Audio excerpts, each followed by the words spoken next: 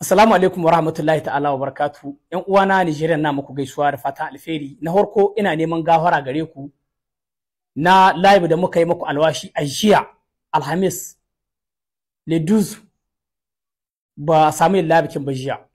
A matsaloli suka faru ire-iren matsaloli na takanik. Mun ka samu kusan awa guda da wani abu ana regilma ba a samu aka yi regilekin wannan problem kin ba. To kuma muka ga maganganu ne masu muhimmanci ke cikin wannan labikin saboda da inda aka yi magana kudin IAS aka yi magana kudin bankin IAS da aka yi magana kudin da Niger ta amso bashi kowane dan Niger son yake ya ji menene a cikin wurin kudin IAS suna ganin gaskiya ne ba gaskiya bane eske za a yi eske ba za a yi ba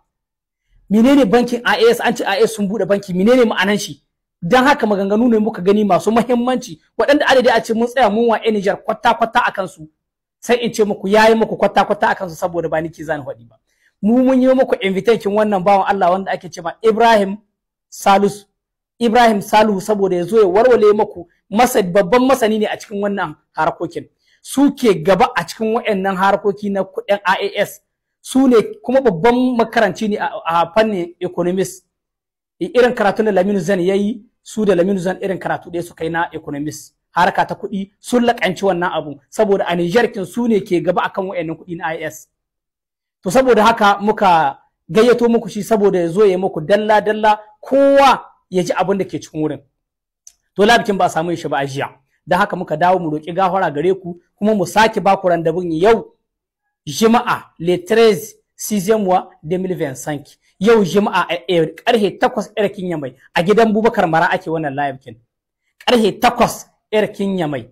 a gidan Bubakar Mara ake wannan labikin kenan muna kira ga 'yan Niger ku koma a jafan sai yau in Allah ya yarda tun da sahe mun sa takanishan suna aiki saboda irin matsalar da aka samu kada a sake samun irin ta to saboda haka muke kira ga dukkan wani dan Niger wanda ke bukata ya ji menene a cikin wurin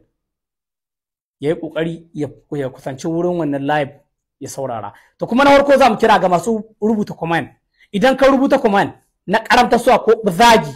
kana samu ai bloke ɗinka idan kana da magana mai muhimmanci ka rubuto a comment akwai waɗanda kenan suna karatun comment bakin abin da aka aje su karanta comment in ka rubuto magana mai muhimmanci za a iya dauko maganar ka a yi mai pose din ke so din tambayar ka in ta kirkice ka rubuto saboda ka ji amsa abinka amma idan ka zo da comment na zagi ana iya yin block ɗinka saboda haka ba wurin zage-zage muka zo ba mun zo ne wuri wanda mu matsayin mu na yan Niger mu taru mu waye mu junan mu kanu abinda ka sani ka faɗa min wanda na sani in faɗa ma wanda wani ya sani ya faɗi saboda mu taru mu waye mu yan Niger kanu daga sherin turawa daga son su ci mu da yaƙi da haka wannan magana ta zancen kuɗin IAS magana ce mai muhimmanci muna nema ga 'yan Niger kowa ya kokari ya zo ya ji wannan bayani assalamu alaikum Allah muna roƙonka yanda Isra'ila ke gallazawa musulmi bala'in da ya fada musu Allah ka ƙara musu